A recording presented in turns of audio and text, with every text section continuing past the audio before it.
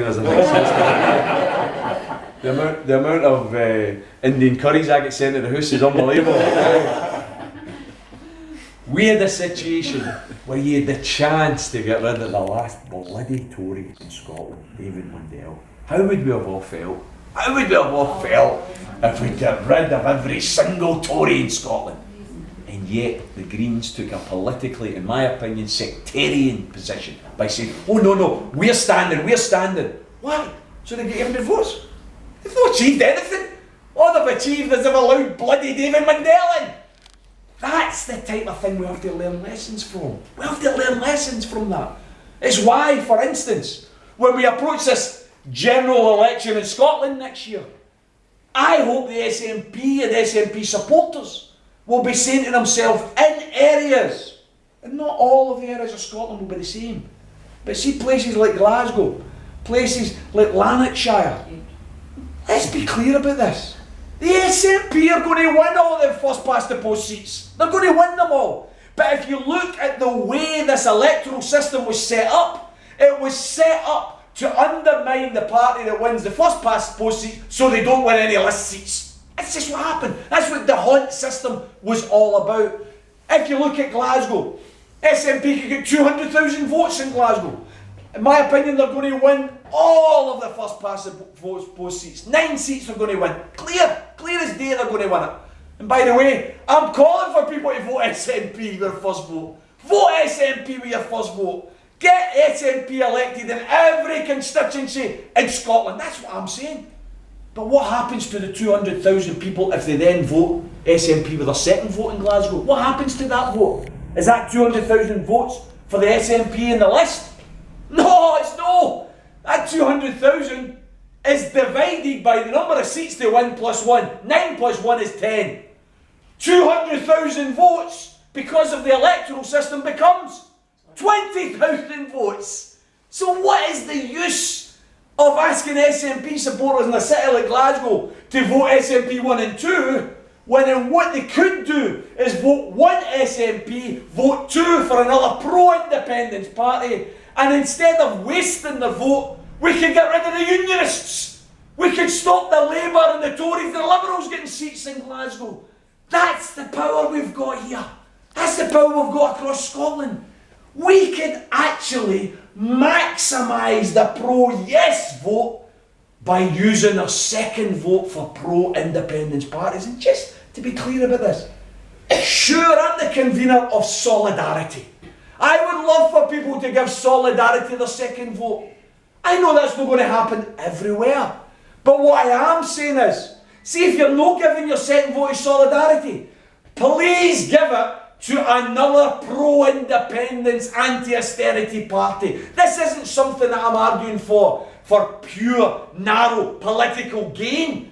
I'm arguing this because of the cause of independence.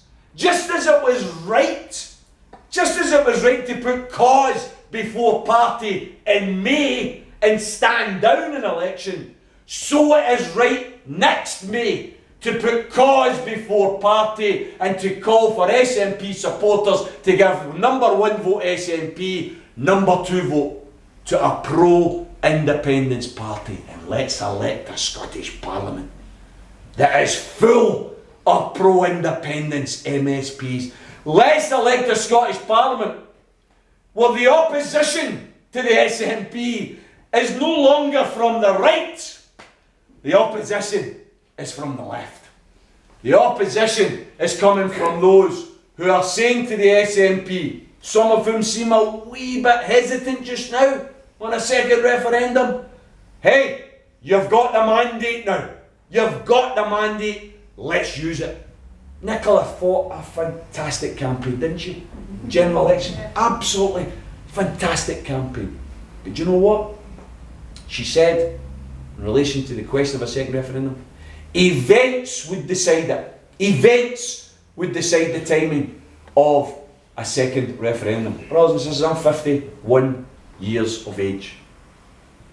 Who would have thought in Scotland you would have seen the Labour Party reduced at a general election to 1 member. 1 member. One too many.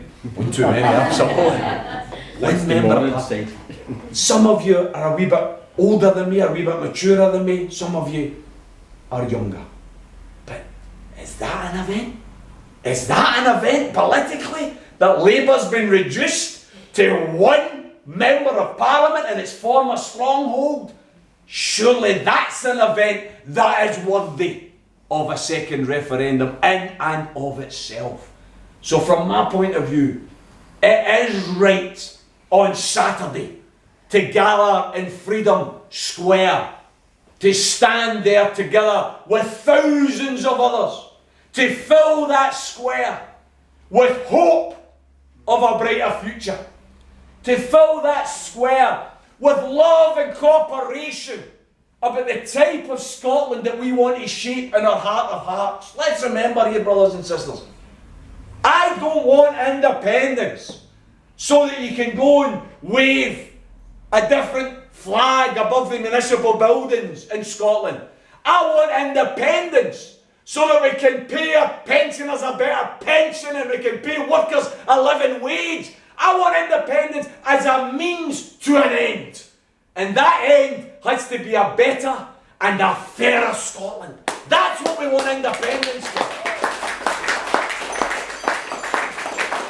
And we have that opportunity to go there and fill the square with the vision of this new and better Scotland that we want. Some people say, I was reading the reports last week on the oil industry, and they were talking about the contraction of investment in the North Sea, and they were talking about the contraction in the number of jobs, and they were saying that there was going to be less investment opportunities, that it was going to cost more money to extract oil from the North Sea. Funny enough, they only spent a wee bit of time on the West Coast fields when they said that there was massive development, massive potential in the West Coast of Scotland, most of which hasn't been drilled for up to now because it's in the shipping lane of bloody Trident. Of course, when we get rid of Trident, then we don't have it in the shipping lane any longer, and we can drill for it and we can extract it. But you know what? Do you know what these reports lack? They lack any vision of the type of Scotland we could have.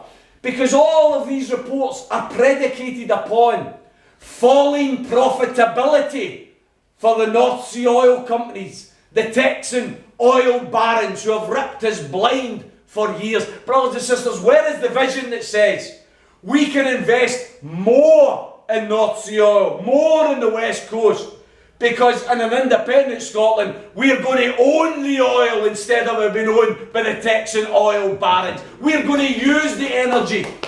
We're going to use the energy to invest in clean energy production. We're going to become the world leader. Iceland's beat us to it, by the way. I don't know if you're aware of this. Iceland now is self-sufficient on wind, wave and solar power. They can generate all of their country's needs based on clean energy production. Brothers and sisters, if Iceland can do it, why can Scotland not do it? It needs massive investment. It's not going to be done by the private sector because they need profit. They'll only invest if they can get massive profits. Let's take the profit equation out of it and let's invest on the basis of need, on the basis of public provision. I don't know if you remember the wee Rory Bremner sketch that comes to mind every time I think about this. Remember Rory Bremner used to do his wee show and he had this wee sketch, two pals in the pub, and one pal's looking off a glum. His mate says to him, "What's up with you?" He says, "It's terrible. I got my motor knocked last night." "Oh, that's terrible. That's terrible." He says, "That's worse than that." He says, "How's it worse than that?" "The guy that knocked it, he chapped my door this morning. He's offered to sell it back to me." Rory Bremner says, "That's theft." He says, No, that's privatisation." Think about it. Think about it, brothers and sisters. Your grandparents and their parents before them paid their taxes time and time again to invest in the infrastructure of what was known as the UK, the housing stock, the gas, the electricity, the railways, the coal mines, the steel mines. It was all developed on the basis of working class people paying their taxes, working hard and paying their taxes. What did Thatcher do? She come along and she didn't just steal it for us. She had the cheek to steal it for us and then say, hey, do you want to buy it back? Do you want to buy shares in British Gas? Why would you want to buy shares in something you already owned? I've got to say to Mr. Ferguson, who this week I think has created a blooper for himself by coming out and saying that he doesn't support Jeremy Corbyn when he says that the energy companies should be brought back into public ownership. Fergus, you're wrong, son. You're wrong.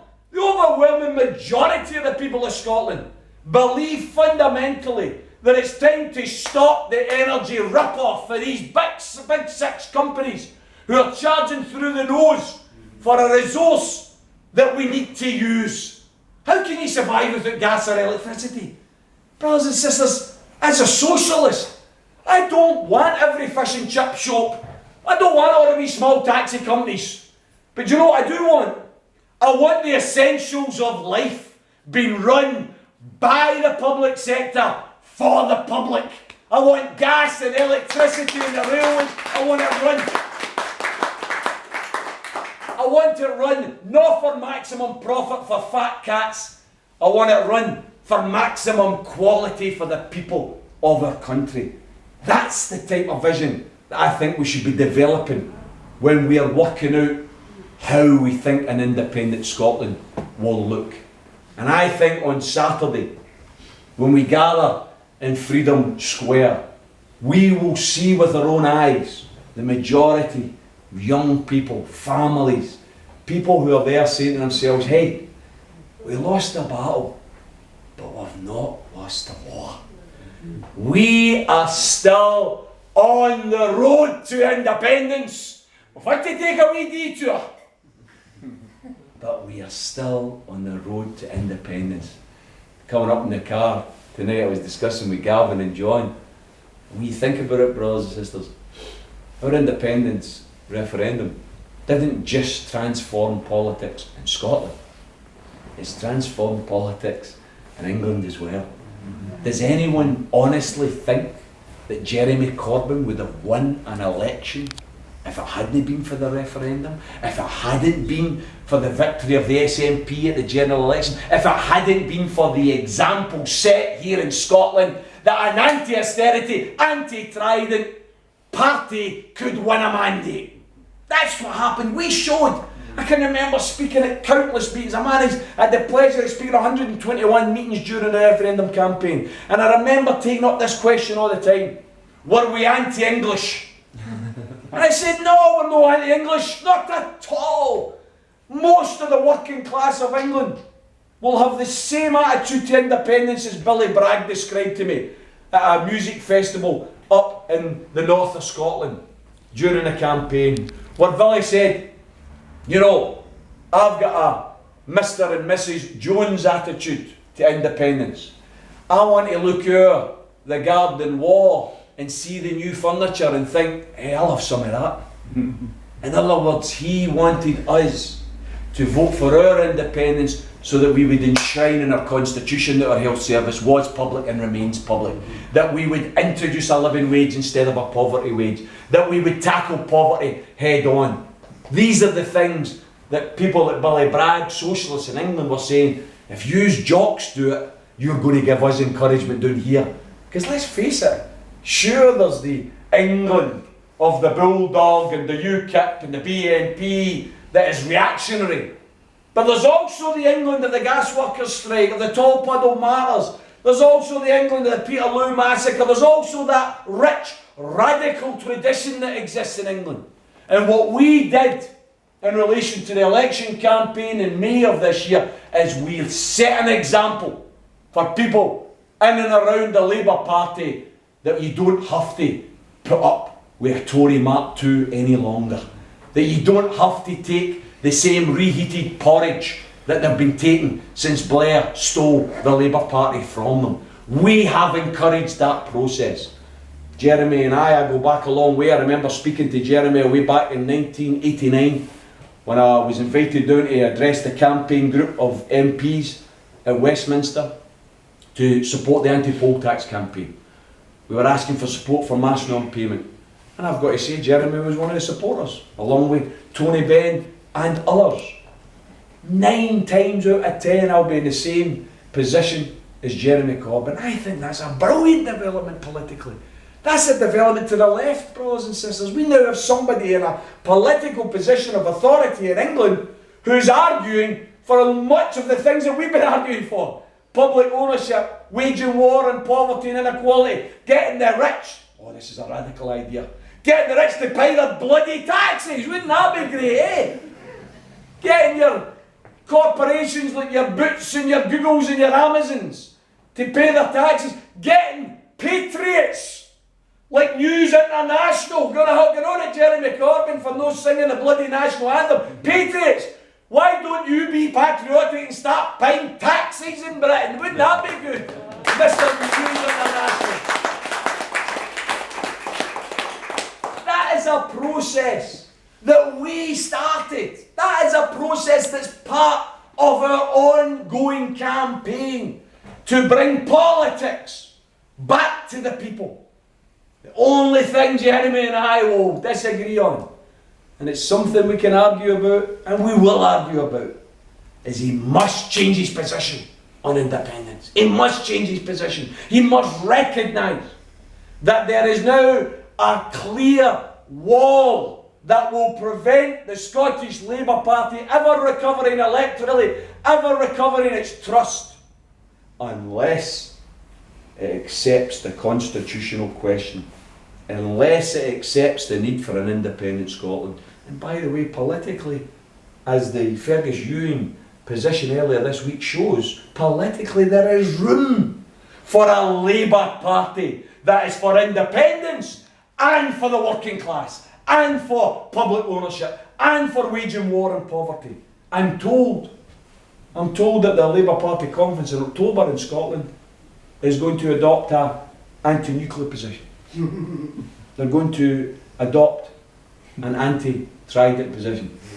We got late enough, but yeah, great, welcome to the table. I'm told that they're going to endorse the position on taking back assets that have been stolen. Great, because I can remember for 8 years being in that Scottish Parliament, calling for public ownership, calling for a return of assets stolen, and be laughed at and scoffed by the Labour benches. So if they want to change their position, brilliant. But if they want to recover electorally, they're going to have to embrace independence. They're going to have to go back to the roots of the Keir Hardys, the John McLeans of the world, and recognise that the majority of the working class of Scotland now are for independence, and they see it as a democratic demand that is non-negotiable. Non-negotiable.